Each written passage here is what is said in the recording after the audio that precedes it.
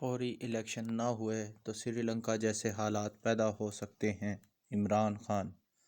میں اپنے آپ کو محفوظ نہیں سمجھتا، لیکن میں پھر بھی گھر میں نہیں بیٹھوں گا: عمران خان۔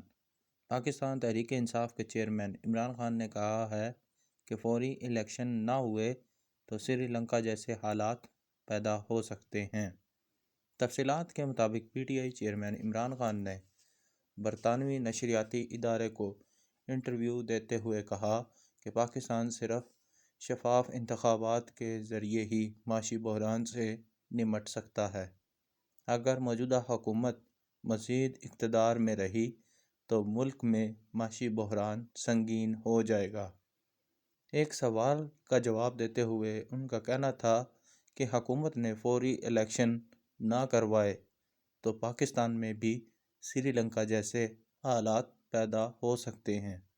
اگر الیکشن کا انعقاد جلد نہیں ہوتا تو ہم عوام میں جائیں گے اور احتجاجی جلسے اور ریلیاں نکلیں گی۔ یہی سیاسی جماعتوں کا طریقہ کار ہوتا ہے۔